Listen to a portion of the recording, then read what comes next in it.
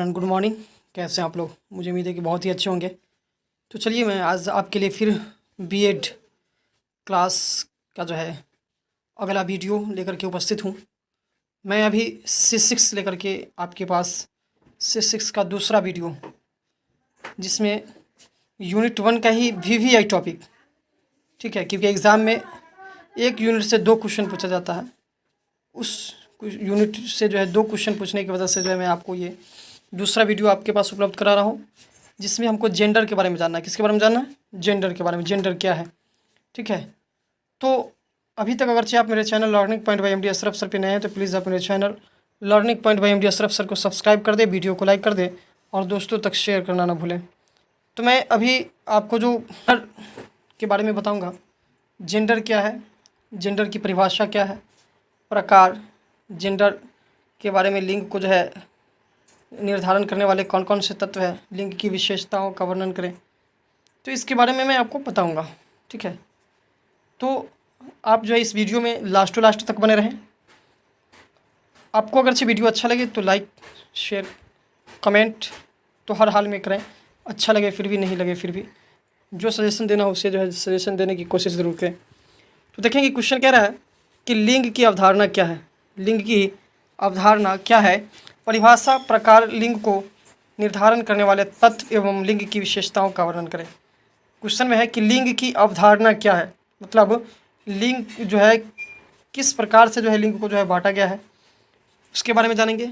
लिंग की परिभाषा क्या है, लिंग का प्रकार, कितने प्रकार का लिंग होता है, लिंग को प्रभावित करने वाले कौन कौन से तत्व होते हैं, लिंग की विशेषता, ये सब मुद्दों पे बात करेंगे। तो अभी सबसे पहले लिंग की प्रस्तावना, इंट्रोडक्शन देखेंगे। कह रहा है कि हम जानते हैं लिंग, लिंग किसे कहते हैं? संसार में जो प्राणी जन्म लेता है उसमें 2 ही लिंग होता है, एक होता है स्त्री और होता है दूसरा पुरुष। लेकिन थर्ड जेंडर भी होते हैं, जिसको हम लोग किस नाम से जानते हैं? थर्ड जेंडर को हम लोग अपने भाषा में किन्नर वगैरह कहते हैं, ठीक है। तो ये भी है।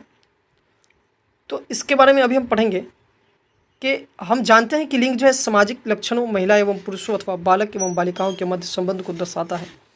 मतलब यह लिंग इसी लिंग की वजह से समाज में पाए जाने वाले जो मनुष्य हैं, उस मनुष्य के बीच में महिला कौन है, पुरुष कौन है, बालक कौन है, बालिकाएँ कौन है, लड़का कौन है, लड़कियाँ कौन है, ये दोनों में फ़र्क बताने का काम करता है। लिंग का तात्पर्य यह होता है कि आर्थिक, सामाजिक, राजनीतिक और सांस्कृतिक विशेषताओं में महिलाओं और पुरुषों से जुड़े अवसर, कहते हैं अवसरों से होता है। मतलब यहाँ पे अवसरों नहीं बल्कि अवसरों होगा, अवसर। लिंग का तात्पर्य क्या मतलब है कि लिंग का ये तात्पर्य है कि आर्थिक, सामाजिक, राजनीतिक, समाज को बनाने में, राजनीतिक मुद्दे में जो नेता लोग, लीडर लोग होते हैं, सांस्कृतिक धर्म को चलाने के लिए, इन सब विशेषताओं में महिला और पुरुष दोनों का हस्तक्षेप होता है, ठीक है। अब कह रहा है कि मनुष्य 2 रूपों में जन्म लेता है। मनुष्य कितने रूप में जन्म लेता है? 2 रूप में मुख्यतः, एक स्त्री और दूसरा पुरुष, ठीक है। जिसको शुरुआत में पुरुष को बालक और स्त्री को बालिका के नाम से जानते हैं। कह रहे बालक तथा बालिकाओं के शरीर संरचना के साथ साथ दोनों की जो रुचियाँ होती है, अभिवृत्तियों तथा क्रियाकलापों में भी भिन्नताएं पाई जाती है। मतलब बालक और बालिकाओं की शारीरिक संरचना, मतलब शरीर की जो बनावट होती है, वह शरीर की बनावट, साथ ही साथ उसके अंदर जो रुचि होता है वो रुचि, और उसके बीच में बहुत सारी जो कहते हैं क्रियाएं जो होती है, जिस क्रियाओं के बीच में, लोगों के बीच में लड़का और लड़की, बालक और बालिकाओं में भेद होता है, विभिन्नताएं पाई जाती है, फ़र्क पाया जाता है शरीर की बनावट के हिसाब से भी, कार्य के हिसाब से भी, रुचियों के हिसाब से भी, ठीक है। तो इन सब के हिसाब से लड़के और लड़कियों में बहुत सारी फ़र्क पाई जाती है।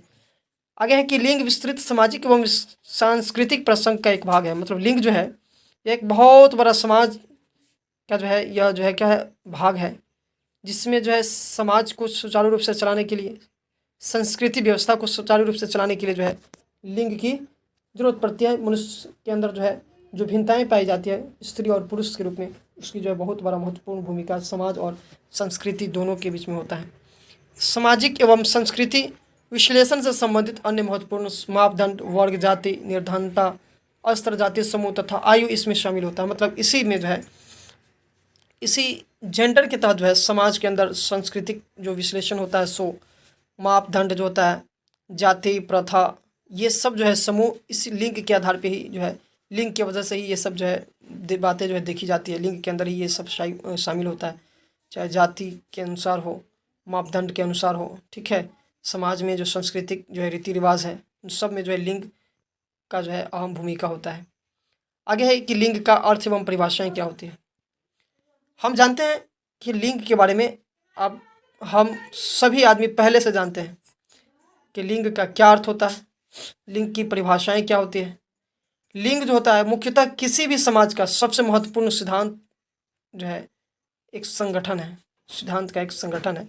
लिंग की वजह से ही समाज का विकास होता है, क्योंकि एक लिंग के लोग अगरचे समाज में निवास करेंगे तो उससे जो है संतान की वृद्धि नहीं होगी, संतान की वृद्धि नहीं होगी तो विकास का जो है होना संभव है। तो सामाजिक विकास के लिए जो है जनन क्रिया होना जरूरी है। जनन के लिए जो है स्त्री और पुरुष दोनों लिंग का जो है आपस में जो है मिलना, निषेचन करना जरूरी होता है। तो मानव का जन्म दो रूप से होता है, स्त्री तथा पुरुष के रूप में, ये हम जान रहे हैं, जिन्हें प्रारंभिक अवस्था में हम बालक और बालिका कहते हैं, लड़का लड़की भी कहा जाता है। व्याकरण जो है लिंग के बारे में कहा है कि व्याकरण लिंग में जो है लिंग किस प्रकार से परिभाषित किया जाता है कि जिस शब्द से स्त्री या पुरुष होने का बोध होता है उसे लिंग कहते हैं। मतलब व्याकरण के अनुसार लिंग वह होता है जो स्त्री और पुरुष होने का बोध कराए। जिस शब्द से स्त्री और पुरुष होने का बोध होता है उसी को हम लोग क्या कहते हैं, व्याकरण की भाषा में लिंग कहते हैं। तो ये व्याकरण के अनुसार हो गया। समाज शास्त्रियों के अनुसार कहा गया है कि अपने अपने मत के अनुसार लिंग को अपने अपने हिसाब से बताया जाता है। समाज शास्त्री जो भी हैं, समाज के विश्लेषण करने वाले चिंतक समाज के जो भी होते हैं, उन्होंने अपने हिसाब से लिंग को बताने का काम किया है, अपना मत दिया है। उसी में से एक वेस्ट तथा जिम्मरमैन है, जिन्होंने कहा है लिंग को परिभाषित करते हुए कि लिंग एक व्यक्तिगत लक्षण नहीं है, यह सामाजिक परिस्थितियों का एक उद्गामी लक्षण है। उनका कहना है वेस्ट तथा जिम्मरमैन साहब का कि लिंग जो है एक व्यक्तिगत लक्षण नहीं है, यह लक्षण नहीं होता है, यह सामाजिक परिस्थितियों का एक जो है उद्गामी लक्षण होता है। व्यक्तिगत नहीं बल्कि सामाजिक परिस्थितियों का उद्गामी लक्षण होता है। मतलब ये समाज को चलाने के लिए जो ये लक्षण पाई जाती है, ये व्यक्तिगत अपने आप को चलाने के लिए नहीं। उसी में आगे विश्व स्वास्थ्य संगठन का कहना है, जिसको WHO के नाम से जानते हैं, और इस कोरोना जो है महामारी में WHO को कौन नहीं जानता है, सब जानता है WHO के बारे में। जब कोरोना का जो है कोविड-19 का जो दौर चल रहा था, उस दौर में WHO को सभी नागरिक जानना शुरू कर दिए। तो उसके अनुसार जो है लिंग को परिभाषित किस तरीके से किया गया है देखेंगे। सबसे पहले WHO जो है, यह जिसको हिंदी में विश्व स्वास्थ्य संगठन के नाम से जानते हैं, इसकी जो स्थापना की गई थी 7 अप्रैल 1947 ईस्वी को किया गया था WHO का जो है स्थापना। इस WHO यानी विश्व स्वास्थ्य संगठन ने लिंग के बारे में कहा है कि पुरुषों एवं महिलाओं के लिए सामाजिक भूमिकाओं, व्यवहार, गतिविधियों एवं लक्षणों के प्रदत्त समाज में उपयुक्त व्यवस्था है। मतलब उन्होंने कहा कि समाज के अंदर जो है पुरुष एवं महिलाओं के लिए सामाजिक भूमिका, व्यवहार, गतिविधियों एवं लक्षणों का जो है एक समाज उपयुक्त व्यवस्था है समाज के अंदर, इसमें जो है स्त्री पुरुष दोनों जाति के जो है लोग, दोनों कहते हैं लिंग वाले कहते हैं इंसान निवास करते हैं, और यह उसके लिए समाज एक उपयुक्त व्यवस्था है। समाज में यही दोनों जो है निवास करके रहते हैं। आगे है लिंग से संबंधित समाज शास्त्रीय अवधारणा क्या है। समाज शास्त्रियों का क्या कहना है लिंग से संबंधित? उनका कहना है कि लिंग जो होता है, लिंग पुरुष एवं महिला में सामाजिक रूप से अंतर बताने का काम करता है। समाज में लिंग के आधार पर ही पुरुष और महिलाओं के बीच क्या अंतर है उसे स्पष्ट किया जाता है। समाज जो है दोनों के लिए कुछ निर्धारित कार्य, उसकी भूमिका को जो है निर्धारित करती है।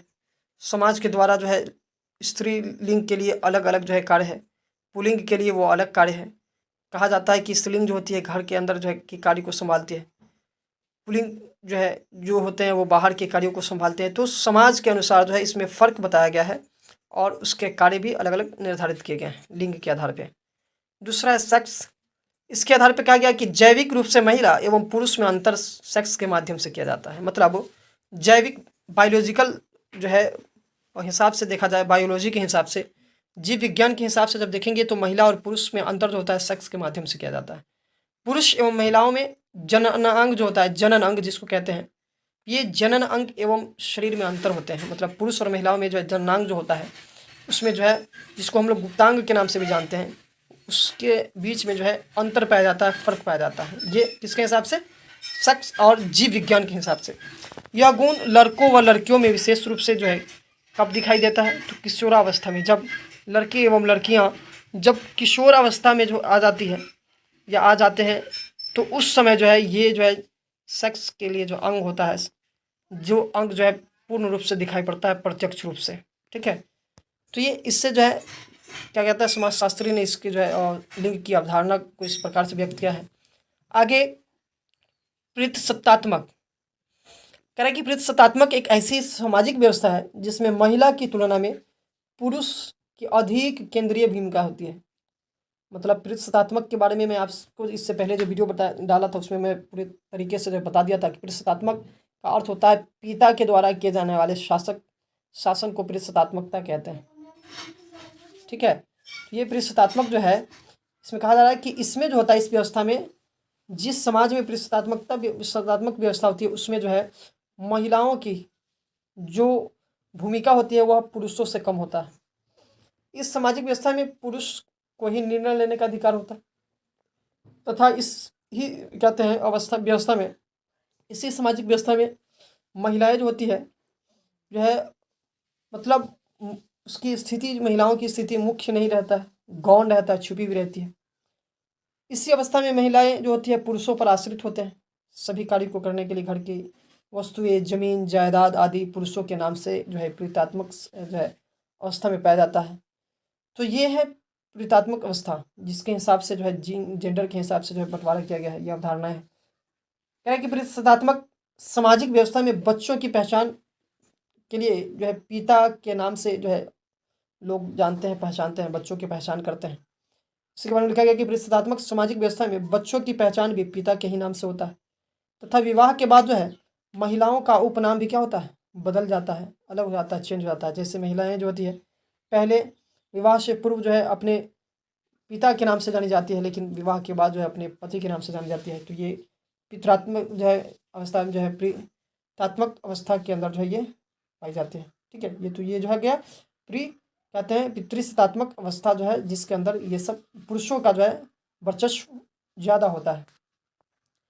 अब मातृसत्तात्मक अवस्था में जो है ये लिंग की अवधारणा है। तो लिंग को जो है कि अवधारणा का जो चौथा रूप जो है मातृसत्तात्मक है। मतलब मातृसत्तात्मक कहने का मतलब कि मातृ यानी माता, सत्तात्मक मतलब शासन, मतलब माता के द्वारा शासन किए जाने वाले समाज को मातृसत्तात्मक समाज कहते हैं। ऐसी सामाजिक व्यवस्था में जो महिलाएं होती है उसका जो है केंद्रीय स्थान होता है, वह जो चाहेंगी वही करेंगी। घर की मुखिया जो है महिलाएं होती है इस मातृसत्तात्मक अवस्था में। कोई चीज़ों के बारे में, किसी चीज़ के बारे में निर्णय लेना है, कोई काम करना है, तो इस अवस्था में मातृसत्तात्मक अवस्था में जो है महिलाएं करती हैं। इस तरीके से पितृसत्तात्मक अवस्था में जो है पिता करते थे, उससे जो है पुरुष करते थे सभी काम को। उस तरीके से सारी जिम्मेवारी मातृसत्तात्मक अवस्था में जो है माताओं को होती है। इस अवस्था में पुरुष की स्थिति मुख्य न होकर के गौण होती है। पुरुष जो होते हैं मातृसत्तात्मक अवस्था में जो है गौण रूप से रहते हैं। ठीक है, लेकिन माताएं जो होती है उसकी जो है मतलब अवस्थाएं जो होती है वह मुख्य तौर पे होती है। पहले कोई भी मुद्दा आएगा तो पहले माताएं करेगी, मातृसत्तात्मक अवस्था में महिलाएं करेंगी। लेकिन पितृसत्तात्मक अवस्था में क्या होता है, पहले पुरुष करेंगे, पिता करेंगे, उसके बाद माताओं का जो है उसके ऑर्डर के अनुसार चलना पड़ता था। लेकिन इसमें जो है मातृसत्तात्मक अवस्था में जो है महिलाओं के अनुसार जो है पुरुषों को चलना पड़ता है। इस व्यवस्था में पुरुष की स्थिति मुख्य न होकर के गौण होती है। घर की जो भी कहते हैं वस्तुएं होती है, जैसे ज़मीन जायदाद, ये सभी का मालिक जो है महिलाएं होती है मातृसत्तात्मकता व्यवस्था में। उसके बाद ये हो गया इस तरीके से जो है ये सब जेंडर मतलब लिंग की जो है अवधारणाएं थी सामाजिक समाजशास्त्रियों के द्वारा। अब इसमें आगे जो है हमको जो है जानना है कि लिंग निर्धारण किस तरीके से किया गया है। तो लिंग निर्धारण डिटर्मिनेशन ऑफ जेंडर में अभी आप जानेंगे कि लिंग का निर्धारण जो है कैसे हुआ है। तो कहा जाता है कि हम जानते हैं कि मनुष्य तथा लगभग सभी उच्च वर्ग के जानवर जो हैं एवं पौधे दो रूपों में जन्म लेते हैं। संसार में जितनी भी वस्तुएं हैं जो जिसके अंदर जनन की क्रियाएं पाई जाती है, जन्म देने की क्षमताएं होती है संतान को, उस सब में जो है दो प्रकार के लिंग होते हैं। एक को स्त्रीलिंग और दूसरे को पुल्लिंग के नाम से जानते हैं। ठीक है। अब कह रहा है कि स्त्री एवं पुरुष मनुष्य की दो लिंग हैं। मनुष्य के अंदर उसी तरीके से जो है पौधे में, ठीक है, वृक्ष में, पक्षियों में, उसके बाद और जानवरों में, पशुओं में, ये सब दो लिंग होते हैं, दो प्रकार के लिंग कहते हैं पाए जाते हैं ये सब। इस तरीके से मनुष्य के अंदर जो है दो प्रकार के लिंग होते हैं। ठीक है। मनुष्य के अंदर कितने लिंग होते हैं? दो प्रकार के होते हैं। अब कह रहा है एक स्त्री एवं दूसरा पुरुष। जीव विज्ञान के शब्दों में अगर से कहा जाए, जीव विज्ञान के भाषा में कहा जाए तो क्रोमोसोम, जिसको हम हिंदी में गुणसूत्र के नाम जानते हैं, यह मनुष्य के सभी गुणों के अलावा उसके लिंग के लिए भी उत्तरदायी होता है। मतलब लिंग को निर्धारित करने के लिए जो है जीव विज्ञान के अनुसार जो है क्रोमोसोम का होना जरूरी है, क्योंकि क्रोमोसोम जिसको गुणसूत्र कहते हैं उसी के द्वारा जो है लिंग का निर्धारण किया जाता है। स्त्री के अंदर जो है समान रूप से अगर से लिंग देखा जाए तो जिस गुणसूत्र कहते हैं, उस गुणसूत्र को कहा जाता है कि स्त्रियों के अंदर जो है एक्स के नाम से जो है उसके अंदर गुणसूत्र होता है, गुणसूत्र युग्म।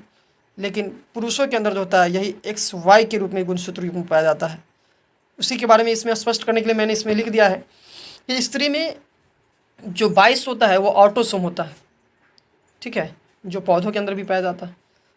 और उसके बाद जो है गुणसूत्र की जो जोड़ाएं होती है वह XX के रूप में होती है, यानी 22 + XX के रूप में स्त्री में, तथा पुरुष में जो है गुणसूत्र 22 + XY के रूप में होता है। ठीक है। तो इसमें इस रूप में क्रोमोसोम और ऑटोसोम जो पाए जाते हैं, यानी स्त्री में 22 + XX के रूप में और पुरुष में 22 + XY के रूप में जो है क्रोमोसोम और ऑटोसोम पाया जाता है। पुरुष में दो प्रकार के लिंग होते हैं। लिंग गुणसूत्र जो है पुरुष में दो प्रकार से पाया जाता है, एक तो X और दूसरा Y, और स्त्री में XX के रूप में पाया जाता है। अब यही X और XY जब आपस में मिलता है तो उससे जो है जनन की क्रिया संपन्न होती है। वे कह रहा है कि निषेचन के समय स्त्री की X गुणसूत्र वाली कोशिका यदि पुरुष के X गुणसूत्र वाली कोशिका से मिल जाती है, ठीक है, निषेचन के समय जो है जब X गुणसूत्र वाली कोशिका जो है स्त्री की पुरुष के X गुणसूत्र वाली कोशिकाओं के साथ मिलती है तो उससे जो है लड़की यानी बालिका का जन्म होता है, तथा स्त्री की X गुणसूत्र वाली कोशिका जब पुरुष के Y गुणसूत्र वाली कोशिकाओं के साथ मिलता है तो उससे जो है लड़कों का जन्म होता है। किसका होता है? लड़के यानी बालक का जन्म होता है।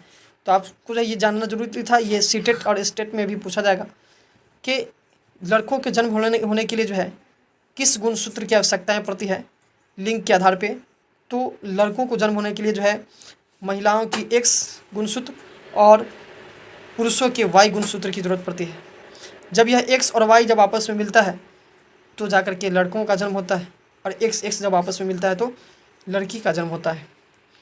अब ये था जो मैंने आपको बता दिया, ये आपको लिंग का निर्धारण, लिंग कैसे बढ़ता है, लिंग कैसे बनता है। तो स्त्री की X गुणसूत्र X पुरुष के X गुणसूत्र के साथ मिलेगा तो क्या बन जाएगा? किसका जन्म होगा? लड़कियों का। और जब स्त्री की X गुणसूत्र पुरुष के Y गुणसूत्र के साथ जब मिलेगा तो किसका जन्म होगा? लड़कों का। तो इस तरीके से जो है लिंग का निर्धारण होता है। ठीक है। अब देखिए आगे है लिंग की विशेषताएं।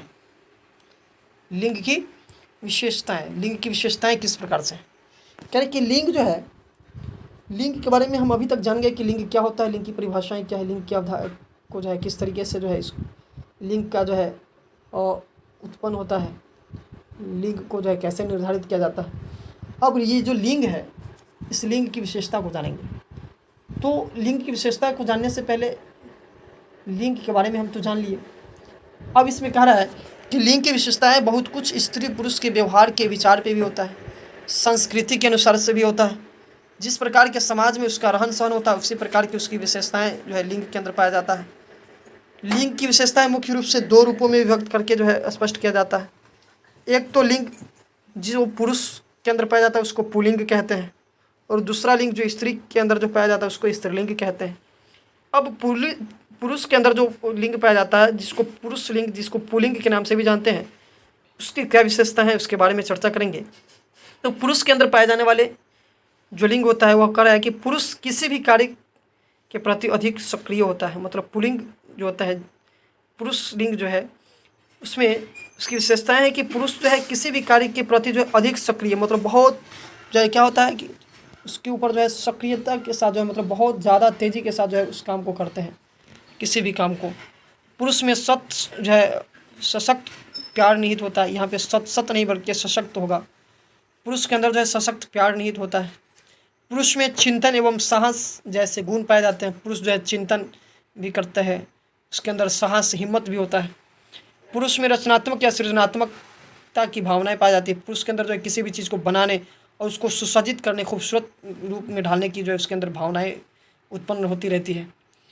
पांचवा, पुरुष की विशेषताओं में कह रहा है कि पुरुष स्वतंत्र होकर रहना चाहते हैं हमेशा। पुरुष जो होता है कभी भी किसी के बंधन में रहना नहीं चाहते। जब उसकी शादी हो जाती है तो सिर्फ वह अपने पत्नी को छोड़कर किसी के बंधन में नहीं रहना चाहते। मतलब शादी के बाद वह पत्नी के बंधन में कुछ हद तक रहते, उसके बाद जो है वह किसी के बंधन में नहीं रहना चाहते। ये पुरुष की विशेषताएं हैं। पुरुष के बारे में कहा गया कि उसकी व्यक्तिगत के गुण के आधार पर देखा जाए तो उसमें नेतृत्व करने की क्षमता होती है। मतलब किसी भी चीज़ को आगे बढ़ाने, किसी भी काम को करने के लिए जो वह आगे की ओर बढ़ते हैं, अपना कदम सबसे पहले बैठाते हैं, ये पुरुषों के अंदर पाया जाता है। ये पुरुष लिंग यानी पुल्लिंग के वाले के अंदर जो है क्षमता होती है। उसमें आध्यात्मिकता से संबंधित विशेषता होती है। पुरुष के अंदर जो होता है आध्यात्मिकता से जो है संबंधित बहुत सारी विशेषताएं पाई जाती है। पुरुष अनुशासन प्रिय होता है। पुरुष चाहता है कि हमें हमेशा जो है हमारे साथ अनुशासन से कोई रहे।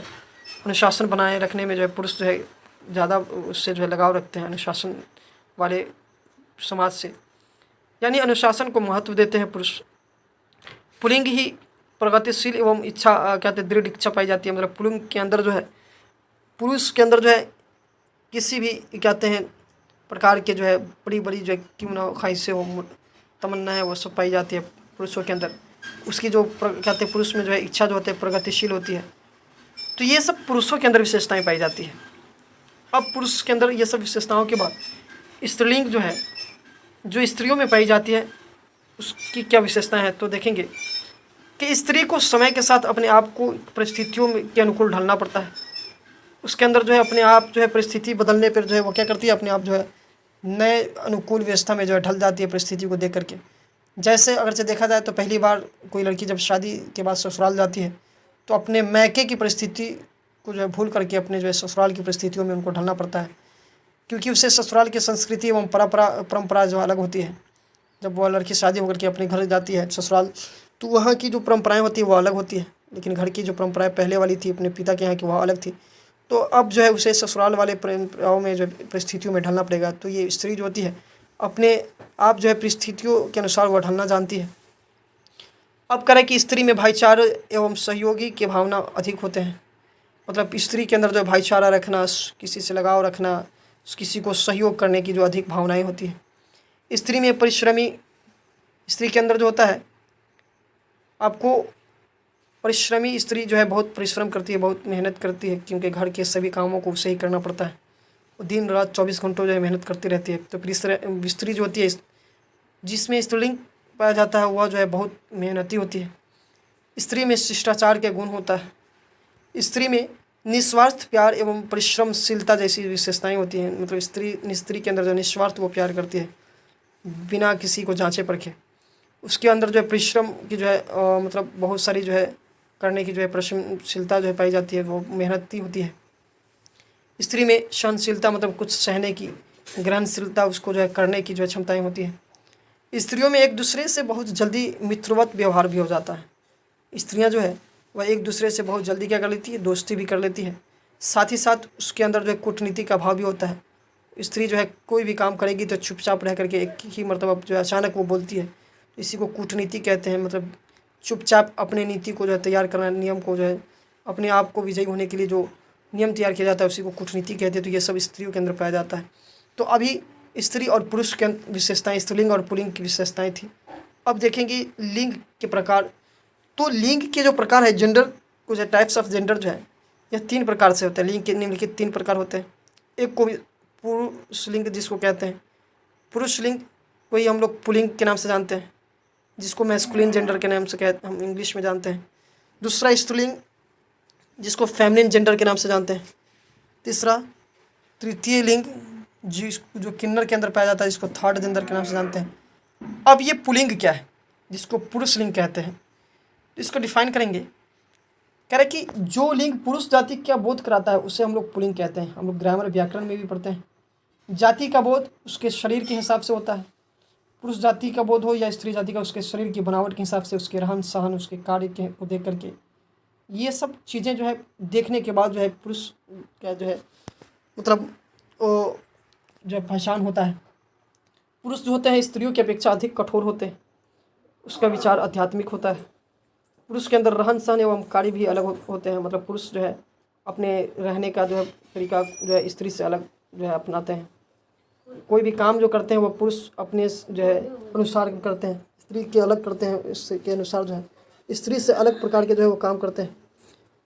तो स्त्री से जो है पुरुष क्या करता है कि जो है अलग तरीके से रहते भी है, करते भी है, ठीक है। रहने का उसका विचार अलग होता है। ये सब पुल्लिंग के अंदर कठोर जो है पुल्लिंग जो जिसको पुरुष लिंग कहते हैं उसके अंदर कठोरता पाया जाता है। अब किशोरावस्था में पुरुष के अंदर जो है की पहचान जो है कि पुरुष के अंदर किशोर जब होता है, पुरुष जब जवान होता है, लड़के बालक जब किशोर अवस्था में जाते हैं तो उसमें दाढ़ी मूंछ आना शुरू हो जाता है, ठीक है। अब कह रहे कि इसकी आवाज़ जो है के अंदर करापन आने लगता है पुरुषों के अंदर। लेकिन स्त्रीलिंग के अंदर जो है कहा जाता है कि स्त्रीलिंग जो होती है लिंग का दूसरा भाग है। जिस लिंग में स्त्री जाति का बोध होता है, जिस लिंग से, उसको हम लोग स्त्री के नाम से जानते हैं, स्त्रीलिंग कहते हैं। स्त्री जाति का बोध कराने के लिए उसके शरीर की बनावट, रहन सहन, विचार, जाति का बोध होता है। स्त्रीलिंग के अंदर जो है स्त्री जाति का बोध कराने के लिए जो है हम उसको देखने की बात करते हैं। अब कह रहा है कि स्त्री का जो स्वभाव होता है, उसका जो विचार होता है वह पुरुषों की तुलना में कोमल होता है। स्त्री कठोर, पुरुष कठोर होते थे, लेकिन स्त्री जो होती है उसका विचार जो है कोमल होता है। स्त्री जो है किशोरावस्था में जब पहुंचते हैं तो उसमें उसके शरीर के अंदर जो बहुत सारी परिवर्तन हुआ करती है। जैसे स्त्रियों का आवाज़ मधुर हो जाता है, लेकिन पुरुषों का आवाज़ जो है कड़ा हो जाता है, ठीक है। उसका रहन सहन, वेशभूषा भी जो है क्या होता है, अलग होता है। स्त्रियां स्वभाव से जो है लज्जाशील होती है, तथा पुरुष जो होते हैं क्या होता है, स्वभाव से लज्जाशील नहीं होता। अब तीसरे लिंग जो है या तृतीय लिंग को डिफाइन करेंगे कि तीसरे प्रकार का जो लिंग है वह किस प्रकार से होता है। तो कह रहा है कि ये जो है यह लिंग, तृतीय लिंग जिसको थर्ड जेंडर के नाम से जानते हैं, या ऐसे व्यक्ति होते हैं जिसके अंदर न तो पूर्ण रूप से पुरुष की क्षमता नहीं तो स्त्री की क्षमता होती है। इसका एक अपना अलग समाज होता है। यह जो है स्त्रीलिंग और पुल्लिंग वाले समाज में नहीं रहते, इसका समाज अलग होता है। इसके अंदर संतान की उत्पत्ति करने की क्षमता भी नहीं पाई जाती है। तो ये हो गया थर्ड जेंडर के अंदर। ये तृतीय लिंग जिसको हम लोग कहते हैं उसके अंदर जो है ये गुण पाई जाती है। तो जिसके अंदर संतान उत्पत्ति करने की क्षमता नहीं होती उसको हम लोग क्या इस नाम जानते हैं, थर्ड जेंडर के नाम से जानते हैं, जिसको किन्नर भी कहते हैं। अब कैलकुलेशन क्या निकला इसको पढ़ने के बाद, इसको लिखने के बाद कैलकुलेशन निकलता है कि हम जो लिंग के बारे में पढ़े हैं, लिंग के बारे में जाने हैं, लिंग जो है मुख्य रूप से जो है पुरुष और एवं स्त्री के रूप में होता है। मुख्य रूप से देखा जाए तो थर्ड जेंडर बहुत ही कम होते हैं, उसकी संख्या बहुत कम है। समाज भी अधिकांशतः जो है तत्पुरुष रूप एवं स्त्रीलिंग को ही मान्यता देता है। मतलब समाज जो है ज़्यादातर क्या करता है, अधिकांशतः जो है पुरुष के अंदर जो है पुरुषों और स्त्रियों को जो है मान्यता देता है। यहाँ पे तत्पुरुष नहीं बल्कि पुरुष होगा। तो पुरुष लोग एवं स्त्री को जो है क्या करता है, मान्यता देता है समाज, स्त्रियों और पुरुषों को। लेकिन थर्ड जेंडर को बहुत कम मान्यता देता है, इसलिए उसे जो अपना समाज अलग बनाना पड़ता है। अब ये निष्कर्ष में कहा गया कि स्त्रीलिंग और पुल्लिंगों की संख्या ज़्यादा है जो है कहते हैं थर्ड जेंडर से। वर्तमान समय में प्रशासन जो है इस थर्ड जेंडर को देखते हुए समाज के अंदर जो है सभी प्रकार के लिंग वाले जो है इंसानों को जो है समान अधिकार जो है प्रदान करने का जो है नियम लगाया है। और इसके अनुसार जो है सभी प्रकार के कहते हैं लिंग वाले जो है जीवों को समान अधिकार प्राप्त हो रहा है। तो ये लिंग की परिभाषा, लिंग का अर्थ, लिंग के जो है कहते हैं मतलब उत्पत्ति कैसे होती है, लिंग की विशेषताएं क्या है, उस सबको मैंने इस एक वीडियो में बताया, लिंग की अवधारणाएं, ठीक है। तो मुझे उम्मीद है कि आपको ये वीडियो बहुत ही अच्छे तरीके से समझ में आया होगा। वैसे अभी तक आप मेरे चैनल पे नए हैं तो प्लीज़ आप मेरे चैनल को सब्सक्राइब कर दें, वीडियो को लाइक करें। अच्छा लगे तो कमेंट बॉक्स में अपना राय जरूर लिखिए, जहाँ कहीं भी प्रॉब्लम है आप पूछ सकते हैं कमेंट करके। और दोस्तों तक जितना ज़्यादा हो सके शेयर करें। धन्यवाद।